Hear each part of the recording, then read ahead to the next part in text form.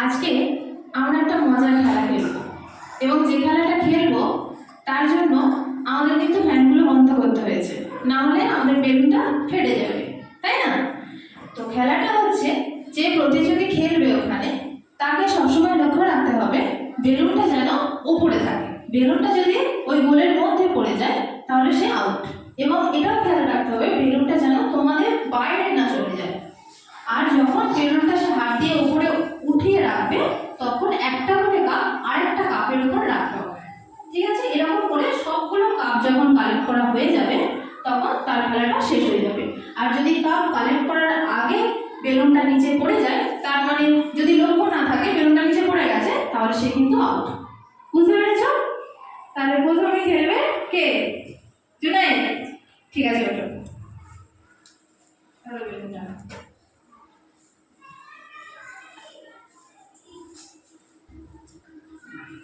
হাত দিয়ে ধরবে না, হাত দিয়ে ধরবে না, ওকে উড়িয়ে রাখো।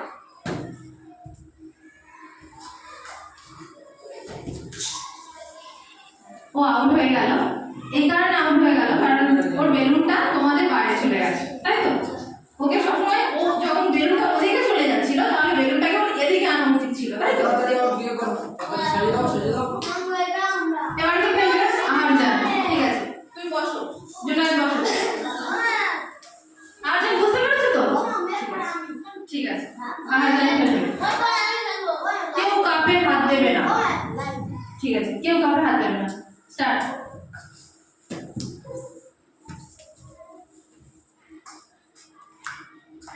আউট হয়ে গেল। বসে পড়ো।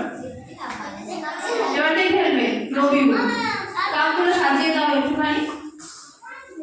এই কাপটা আর ওই কাপটা আর সরিয়ে দাও।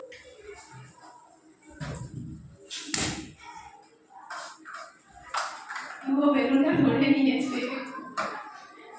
বেলুনটা এবার আমরা জুনায়েদের খেলা দেখবো। নাও জুনায়েদ, শুরু করো।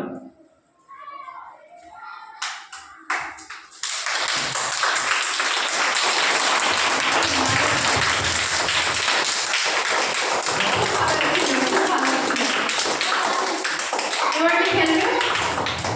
এবার কে খেলবে? আস্তিক, এসো। কাপগুলো যার সামনে থেকে হবে সেগুলো সাজিয়ে দেবে। স্টার্ট।